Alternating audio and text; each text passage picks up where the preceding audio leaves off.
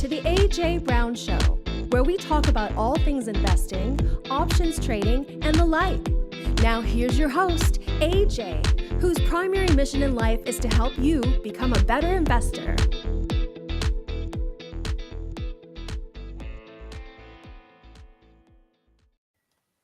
All right, ladies and gentlemen, welcome back to another episode of the AJ Brown Show. We finally were able to get you out of your bed rest, AJ, because there's so much going on in the market that people want to know what's happening. How are you feeling, first of all?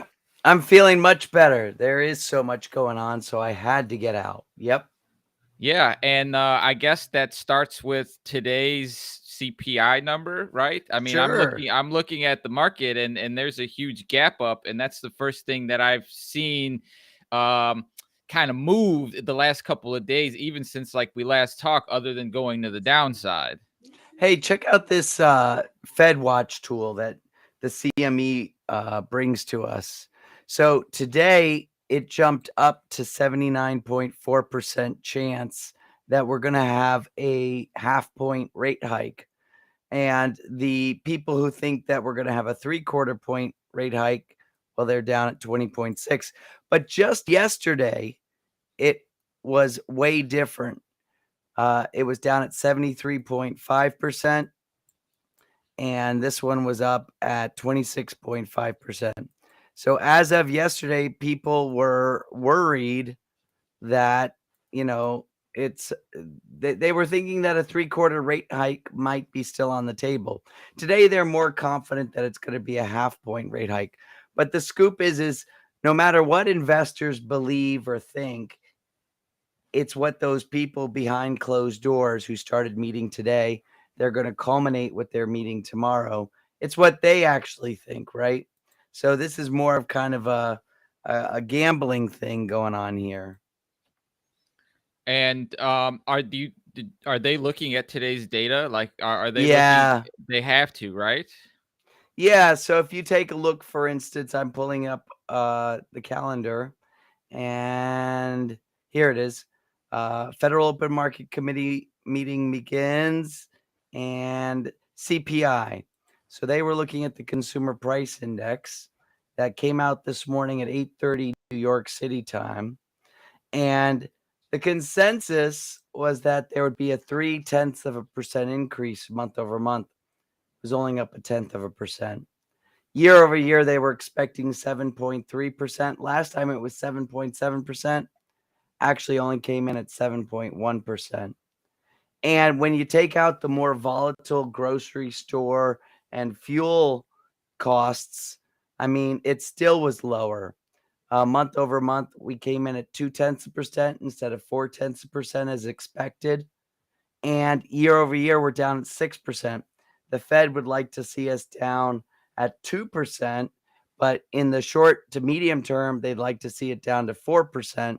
So this is all great news for not having a very large interest rate hike tomorrow when the Fed culminates and tells us what their outcome is going to be. And so, is today's price action in the general market?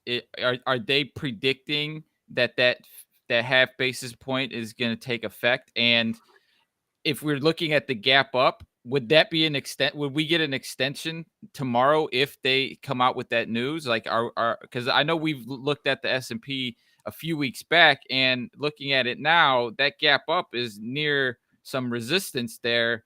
Looks like 4,100. Could a 50 basis point break us through that? Yeah. And so, yes, there's some horizontal resistance at that 4,100, but that 4,100 horizontal resistance isn't very thick. The more important resistance is this ascending line of resistance that now has 3 different tests. And so that thing's moving up. And just as I had predicted a couple of weeks ago, we have confirmed that we got a bottom, and we confirmed right where we said we would confirm, to the higher end.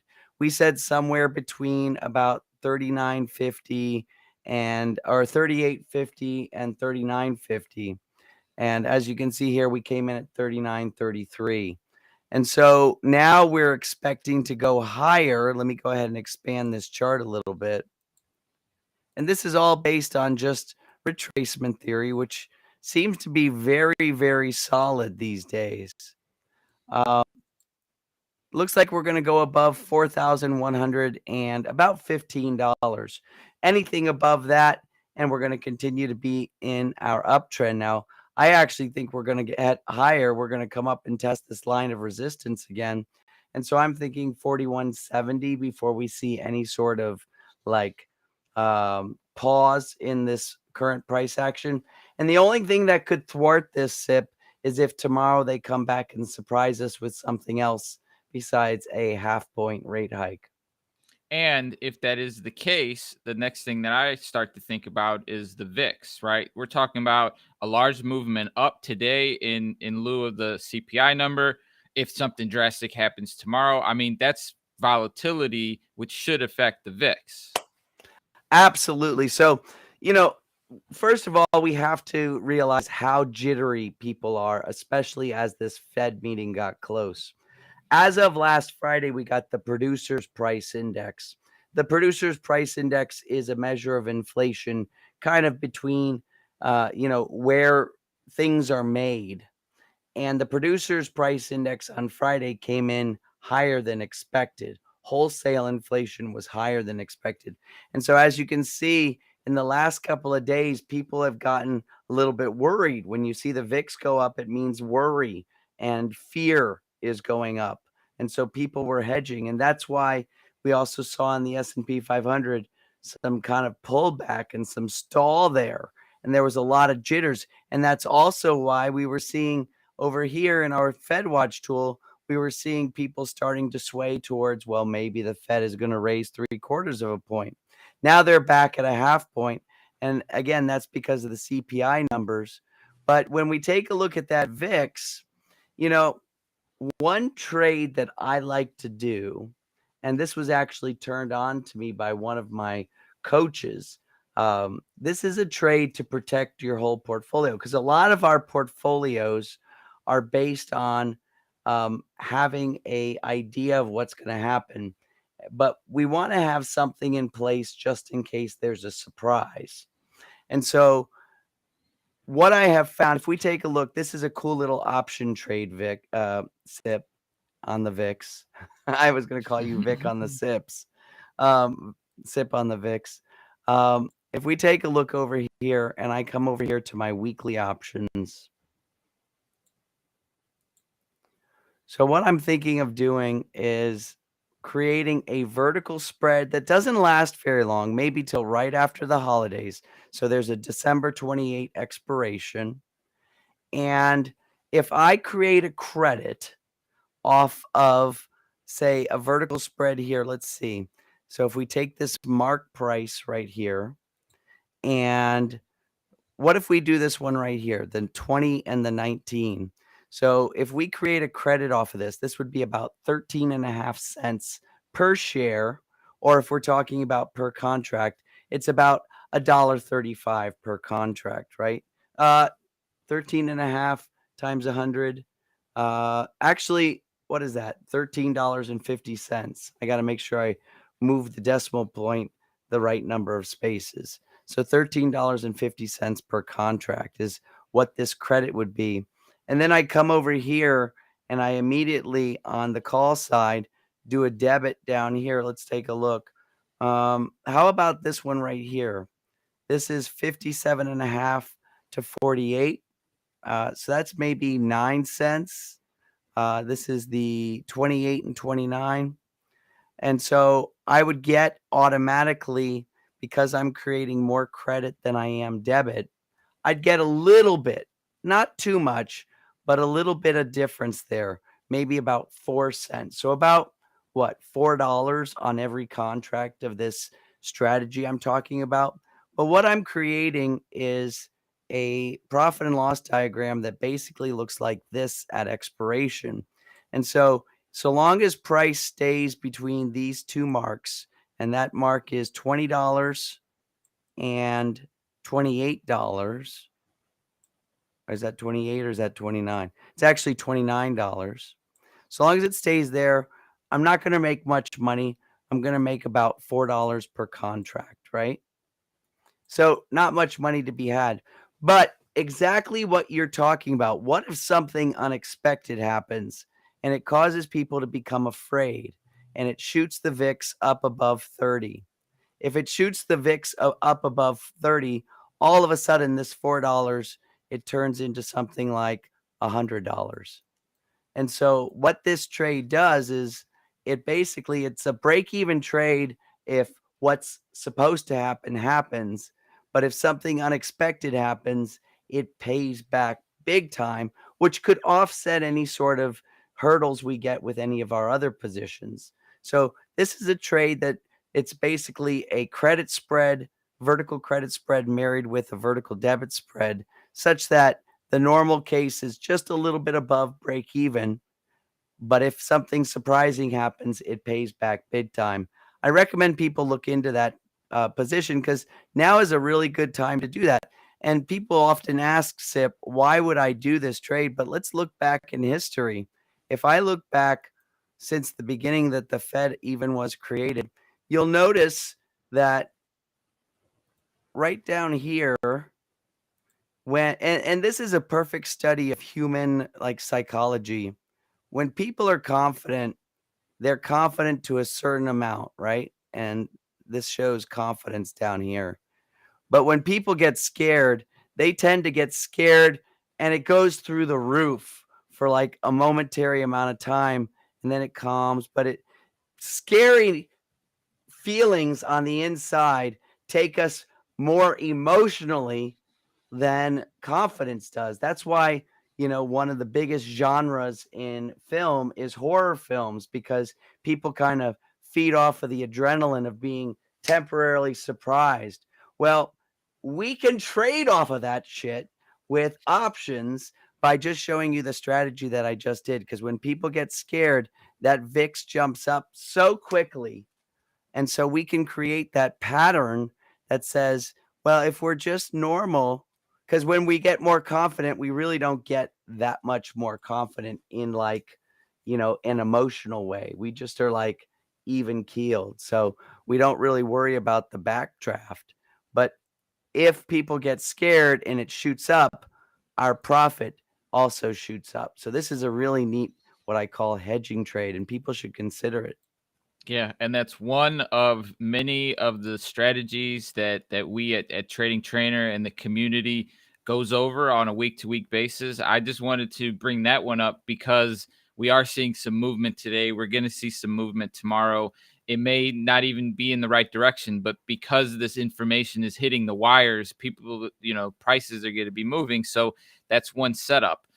If anyone watching, listening for the first time, or in the replay and you're interested in learning exactly how to approach these things, AJ has created an awesome workshop where he breaks down 4 of these strategies individually in detail, maybe even more, but 4 shortcuts to utilizing options as a way to generate income. So I've just taken the link to that. I've thrown it into the chat. If anybody wants to check it out, there it is. We're going to, in the rest of the show, what we're going to do is we're going to go over some tickers. AJ's got his pick of the week, and we're going to go ahead and take a little break because I know AJ's working hard, straining that voice. But if anyone watching has a ticker that you want us to go over live, feel free to throw it in the chat, and we'll see if we can get through it. But if you haven't checked out that webinar, go check it out. It's great. You're going to learn a lot. And hopefully you can make some money from it. But otherwise, we'll be right back. To the AJ Brown Show, where I get it. You're afraid of trading in the markets. Guess what? I've got your answer. I've got 4 strategies I'm going to give you along with the tools to make it super easy. I'm going right home, giving you the webinar. I need you to sign up below and meet me in a few minutes.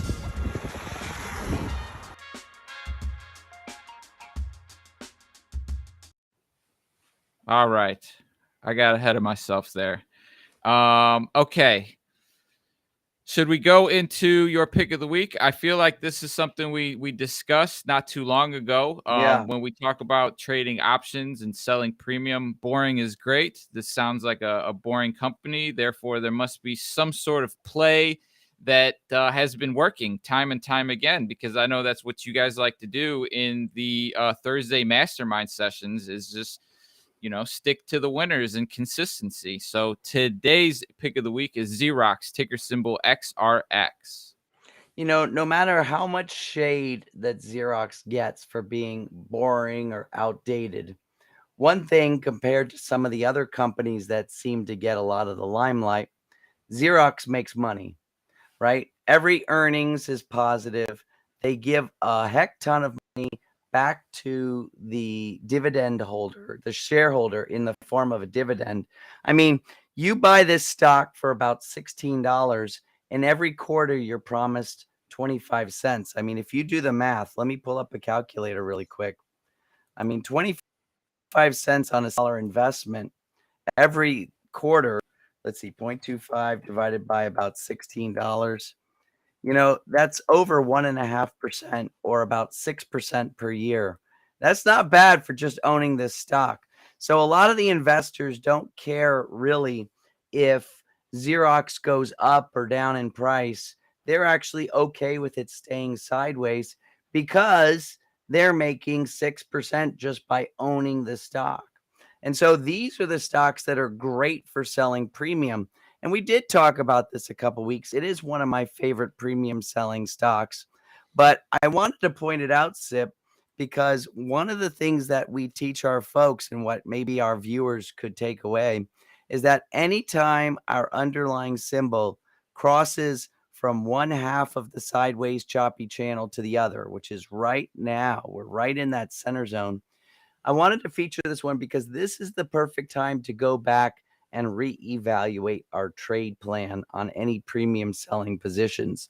So what I wanted to say is, if you're following Xerox now, these days, this past week, and even today, go back and make sure where you see resistance is where you see resistance. It hasn't changed.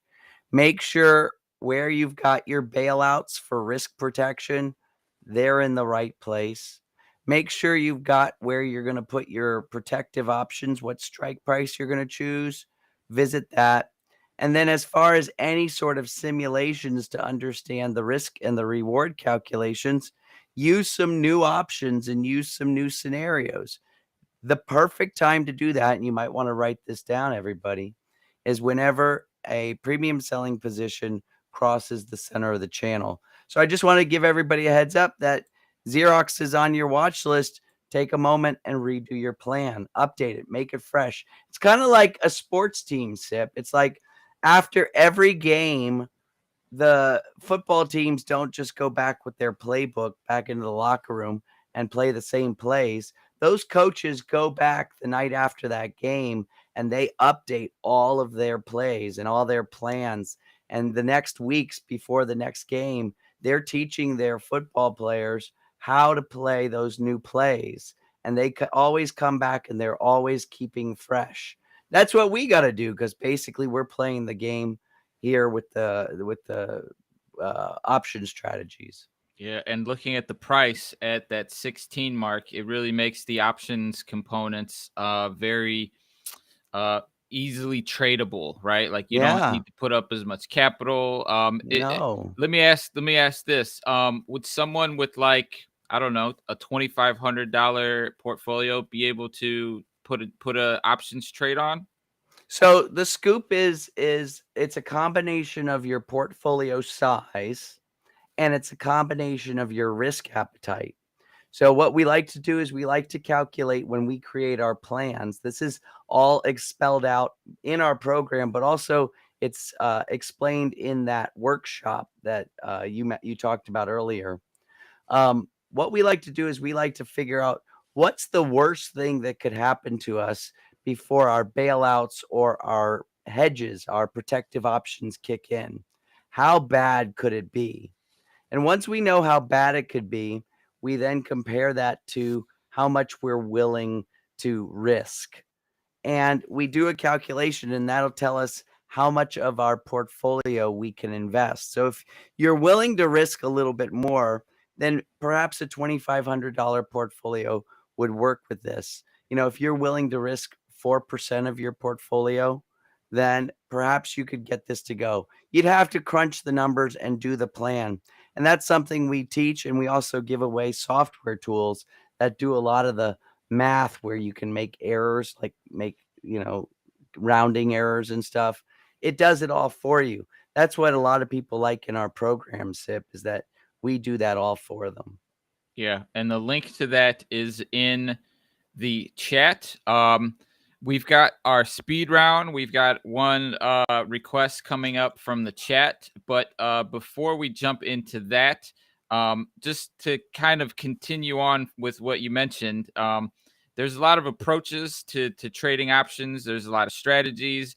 If someone has a retirement portfolio, there's different ways to utilize options to make money for yourself there. And if that's something that you're interested in, and you don't want to go the workshop route, you don't want to sit and put in the hours in that respect, we do have another shortcut, which is one-on-one training. And so AJ we launched this a couple weeks ago. It's been seeing great success. And so if anybody needs that hand holding, that wants that one-on-one attention, we've got something for you. And I'm going to throw the link in the chat. And AJ, how's that been going? Do we still have availability? Because I know that was filling up rather quick. Yeah, we only have one spot left, and we're busily working with one of our graduates who has been a phenomenal trader. And what we make sure is that we don't just have traders teaching these classes, but that we actually have people who can teaching these classes. So we make sure that they're successful, but they also have to be able to convey that information. So we're ramping one person up who can take on some people, but as of right now, we only actually have one spot left. So if you've been interested or you've been talking to us about some one-on-one tutoring, then this is the time to lock it in, because otherwise we're not going to be available for a little while. But I got to tell you, that one-on-one mentoring, it really is a awesome program. And because we actually spend 6 months with you after we've taught you everything we know, we actually spend 6 months with you, actually meeting with you on a daily basis and trading with you. You get to see what we're trading. We see what you're trading. If you're about to make a mistake, we catch it and we say, don't trade that way, do this instead. And during that 6 months, not only do we reinforce everything you learned by actually doing it, making it so it's second nature, we also make you some money. And that's why with these one-on-one tutoring programs, we actually guarantee, if you do the trading with us, we guarantee that you'll make back every dollar that you spend on hiring us to tutor you. You'll make it back during the tutoring sessions. So people should take that in mind. It's going to cost you absolutely nothing. And what you're going to walk away with is a golden portfolio for life. Yeah, so head on over to that link, scroll down, and just schedule an appointment. You'll have a thorough discussion. No hard sells. All your questions will be answered. And hopefully by the end, you feel comfortable joining a community and a program that's going to have your back. So once again, the link to that is in the chat. We've got our speed round up, but before the speed round, we got a user request that I think pivots well into our tech-friendly speed round. And so this is one of our frequent viewers, Mari. Curious about AMD. I know we covered that recently. Yeah. So AMD is just hovering up there. It gave us a signal, and it was a pretty strong signal to, think about what's coming next. And that signal came to us on the evening of December 2nd, and then there was definitely follow through. It's gone back and it has tested. It's actually giving us a signal right now that says, hey, let's try to get out at break even right now and wait for a new entry. Or let's So this is the signal right now.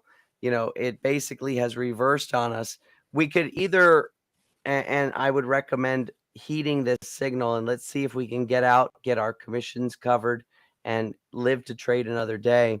We could either heed this signal that we're getting, or we can allow this thing to perhaps hit our risk where we get bailed out. The good thing about heeding this signal is we could get out and there'd be no harm done, right? If you wait, the positive is it may reverse down and we'll be good to go. The negative is if it doesn't reverse down, then we wind up taking a little bit of a loss. So my knee-jerk reaction whenever I see a signal like this is, why don't we just see if we can put in a limit order, get out, pay for our commissions, basically get out scot-free, and look for a new entry when it comes. It might be in the next day or two, but let's look for an entry when it comes. Yeah, and with the Fed news coming out, CPI today, right? Like, you may want to wait till Thursday to see if you get some confirmation in that. So Yeah. that's a great analysis. So AMD produces chips, and people buy a lot of products that have chips in them off a popular store called Amazon. So one of our guests, Ronald in Arlington, Virginia, is interested in your take, AJ, on Amazon, ticker symbol AMZN. Well, I'm looking at a 2-year chart here, Ronald, and Amazon has been one of those companies where people have taken a lot of money out of it, and they're investing that money into other things. They're investing that money into, companies that solidly make gains. Every once in a while, Amazon posts a loss, and that freaks people out. There are companies out there that always cash flow positive, and money is going into that direction, especially as the Fed is tightening. The other thing is money is going into bonds because the Fed is tightening there as well. So bonds have been worth more. In fact, it was really interesting. Side note here. I noticed that mortgage rates came off of their highs, and mortgage rates were up over 7%, and then they've peeled back to like 6.5%.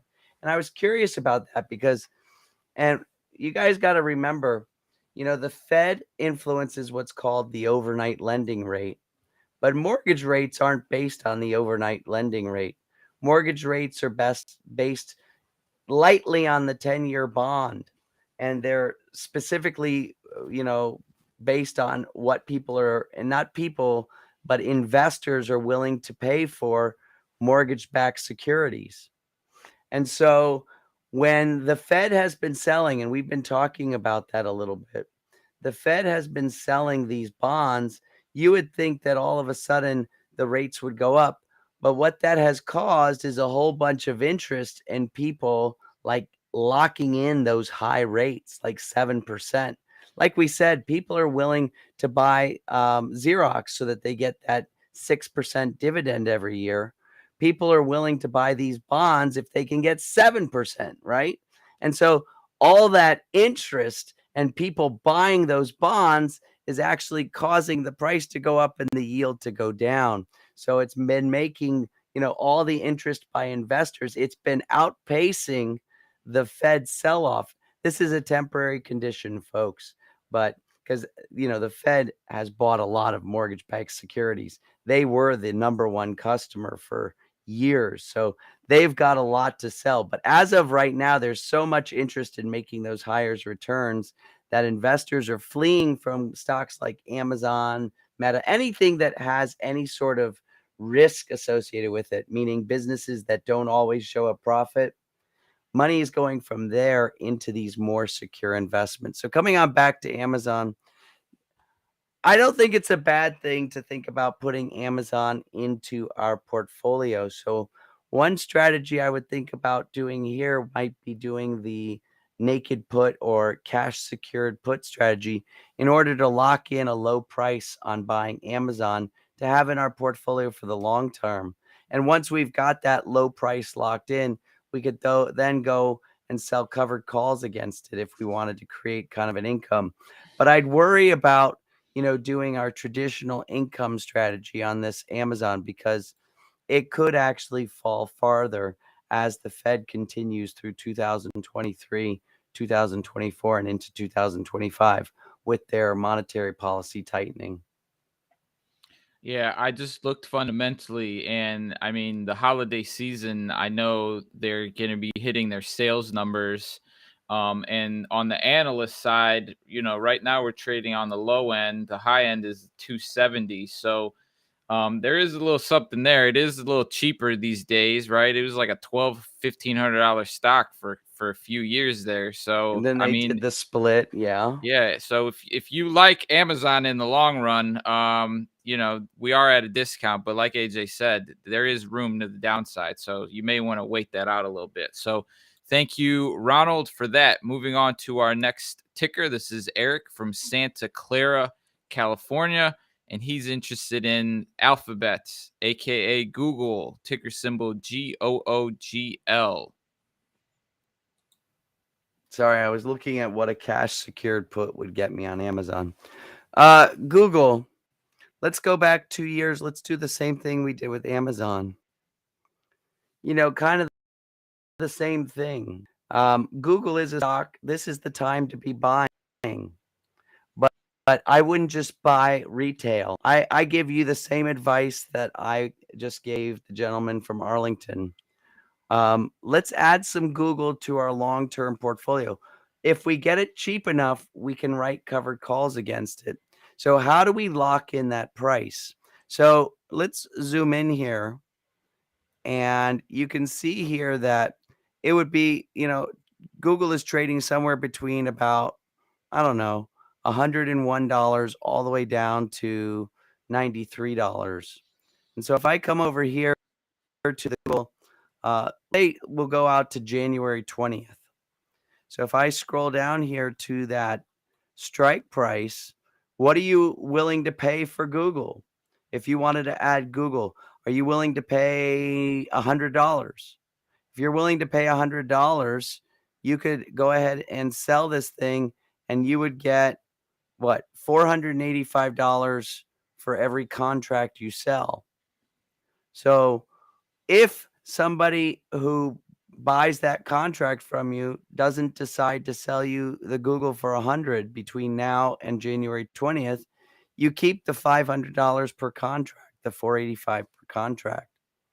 If you want to get it at a lower price, you're going to make a little bit less. So say, for instance, we're only willing to pay $97.50. Well, then you're only going to make $362.50 per contract. But you're guaranteed that if it comes time that somebody wants to sell you for $97.50, you're guaranteed that $97.50 buy price. And if nobody's willing to sell you that between now and January 20th, keep the $360 and do it again for February and March. And you just keep collecting this money until you actually buy the stock at the price that you want to pay. So I would do that. I would basically lock in a price. I decide what I'm willing to pay. Maybe I'm only willing to pay $95. If I'm only willing to pay $95, then right now I could make $262 per contract. And if somebody's willing to sell it to me for $95, fine, I'll buy it for $95. Nobody's willing to sell it to me for $95. I keep that $262. Now it's $261. It just went back to $262. So I keep that money. And if I do have to buy it, guess what? I can apply that $262 to that $95 per share price. So I can actually get a little bit of a discount on the front end. So I like this strategy. And so I'm recommending this for Google and for Amazon. Yeah, and both of those companies are brands or businesses that are doing a lot of cutting, right? I remember Amazon was cutting like 10,000 jobs. So they're might trying be to some right savings size there. it. Yeah. All right. Thank you, Eric. Moving on outside of the tech sector to maybe something that's a little bit more seasonal, just because the holidays are right around the corner. And Mike from Plano, Texas is Mm. interested in your take on American Airlines, ticker symbol AAL. An airline. We've talked about airlines a number of times. Yeah, airlines are perfect for premium selling because these are companies that really aren't going anywhere. Maybe there's some business that goes from one to the other, but they kind of have a monopoly on the market. Unless something crazy happens, like a pandemic that stops all travel, airlines are going to subside and exist and keep going. And so they're perfect for selling premium on. Now, American Airlines has been hovering up here at this line of resistance. And I agree with what Sip was saying regarding, AMD, which is, why don't we wait until Thursday? Let's let this whole transient external stochastic shock from the Fed meeting, let's let that pass us. But American Airlines is up here at resistance.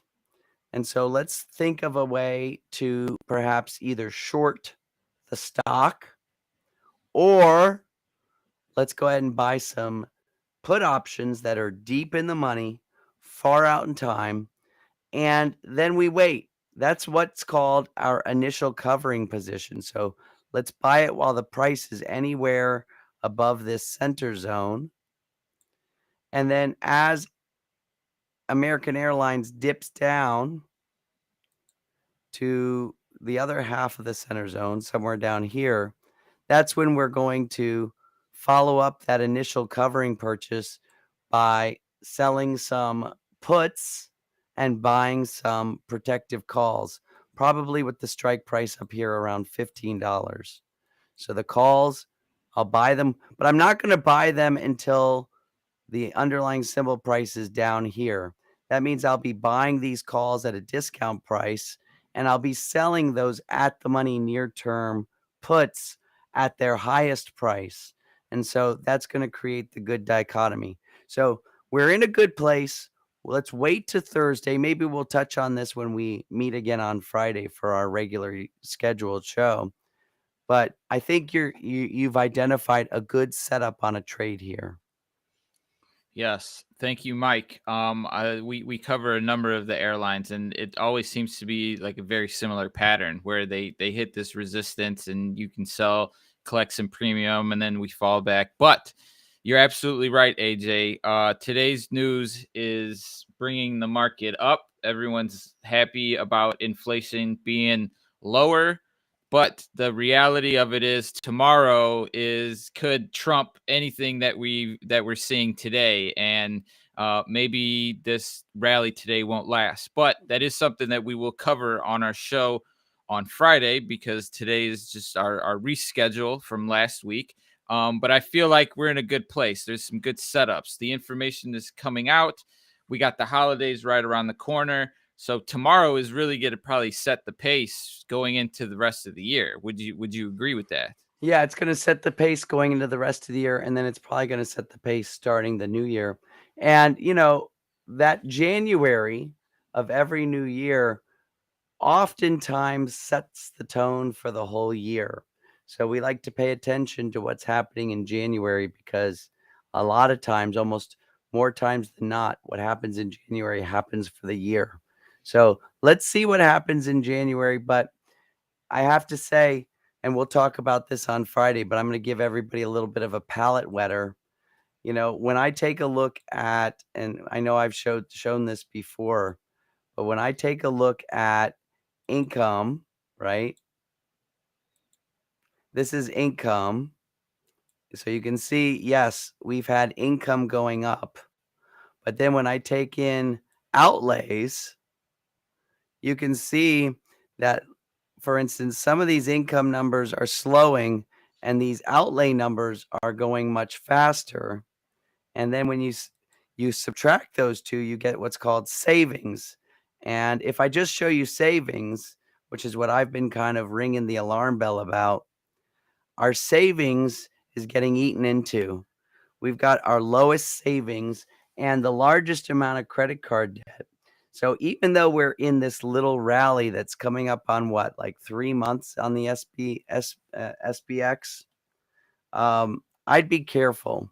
And again, I'm going to be watching carefully how the market behaves for the rest of December and January. But the Fed has a lot of work to do. There's a lot more tightening. And this current kind of euphoria is really being fueled by credit card debt and savings. So at some point, people are going to stop. They're going to say enough is enough. I've got too much debt, and enough is enough. I need to have a certain amount of money in the bank. And and it doesn't matter because I'm an options trader, but for the overall economy, I have to say 2023, my initial prediction is it doesn't look good. Yeah, we get through the holidays, right? Everyone does their Christmas shopping. They look at their bills and they're like, oh, we should probably stop spending so much. Tighten it. Tourniquet. And as options traders, like you said, we can take advantage of that, right? We Absolutely. profit because we're positioning ourselves. And so once again, the links to the webinar are in the chat. The links to the one-on-one trading is in the chat. If you like the show, you want to follow along, hit that follow, hit that like, hit that subscribe button. If you have questions or ticker symbols that you want us to review, throw them in the chat, send us a DM. We'll give you some answers, provide you with some information. Otherwise, we're going to be keeping an eye on this Fed meeting and seeing how the market reacts on Friday. AJ, any final words? Spread the word about this show, folks. I'd really like to grow our YouTube channel. The more people we can get our messages out to, my strategies out to, the better. And so if you've got some folks that are into trading, spread the word. Have them give us a like and a subscribe. All right. And with that, folks, we will catch you guys on Friday. Have a good Fed week, right? See you on Friday, guys. Thank you for tuning into the AJ Brown Show. If you're interested in learning more about AJ and his investing techniques, head on over to tradingtrainer.com and create your free account today. And if you're not already a subscriber to the show, hit that subscribe button and we'll get you fresh content daily.